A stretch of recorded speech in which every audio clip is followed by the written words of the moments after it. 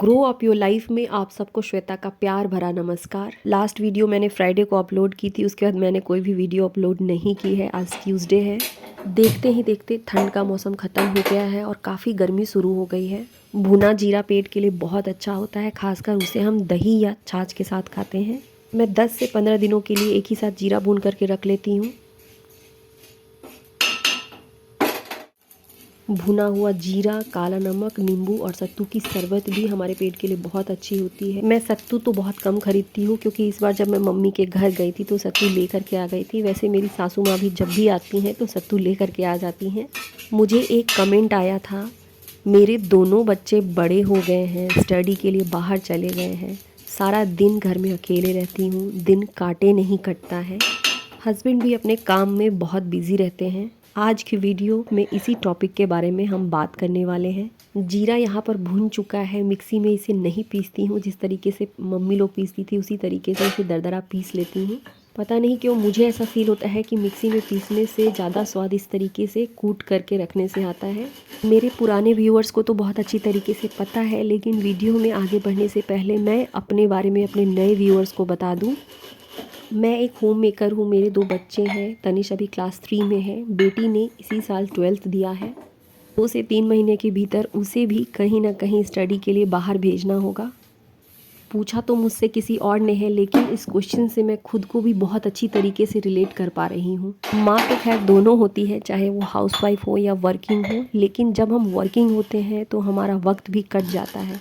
खास करके दिक्कत आती है हम होम मेकर्स के साथ में, क्योंकि साल के 365 दिन, दिन के 24 घंटे हमारा प्रमोशन, हमारी नौकरी, सब कुछ हमारे बच्चे होते हैं। घर और बच्चों के अलावा हमने सोचा भी कुछ और नहीं था। जीरा को मैंने कूट लिया है, अब छाछ बना रही हूँ। छाछ अपनी बेटी के लिए बना रही हूँ। इसमें मैंने जीरा, काला नमक और थोड़ी सी मिर्ची पाउडर को मिक्स किया है। मेरी बेटी को तीखा बहुत पसंद है।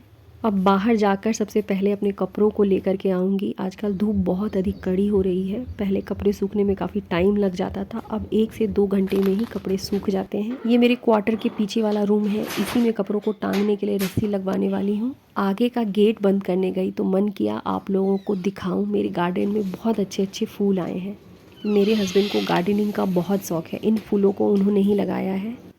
चाहे कोई कितना भी अपना क्यों ना हो, मेरे हस्बैंड किसी को भी अपने फूलों को तोड़ने नहीं देते हैं। बहुत प्यार से उन्होंने इन फूलों को लगाया है, बिल्कुल हमारी तरह।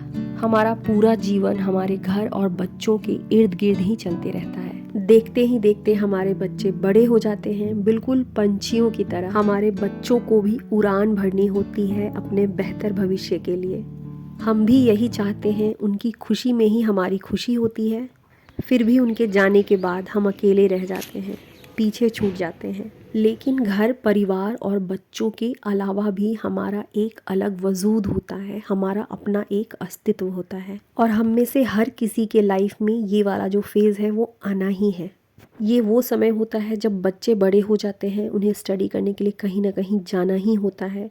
हस्बैंड अपने जॉब में पूरी तरीके से सेटल हो चुके होते हैं। ये उनके जॉब का पीक पॉइंट होता है और सच में उनके पास में समय कम होता है और हमारे हिस्से में अकेलापन और उदासी होती है।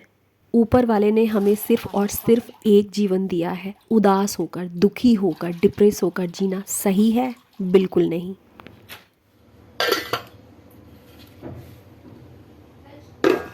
राजमा चावल ये तनिष की पसंद है। रात में ही मैंने राजमा फूलने के लिए डाल दिया था। आज लंच में वही बनाऊंगी। हमारे आने वाले कल की तैयारी हमेशा हमारे आज में छुपी होती है। हर किसी की कोई ना कोई पसंद और हर किसी के अंदर कोई ना कोई पैशन ज़रूर छुपा होता है। हमें ज़रूरत होती है कि हम उन चीज़ों को खोजें जिन चीज़ों को करने से हमें खुशी मिलती है, हम उत्साहित होते हैं। जैसे कि मैं अपनी बात बताती हूँ, पहले मुझे पता नहीं था कि मुझे भजन कीर्तन में जाना इतना पसंद है। पहले भजन वगैरह में उतना पार्टिसिपेट भी नहीं करती थी। आज समय नहीं रहते हुए भी वहाँ जाती हूँ, उसमें पार्टिसिपेट करती हूँ। बहुत पॉजिटिविटी आती है। अचानक से कोई नहीं जान पाता है कि हमें क्या पसंद है, लेकिन हमारी पसंद हमें तब मिलती है जब हम उस पर काम करना शुरू करते हैं।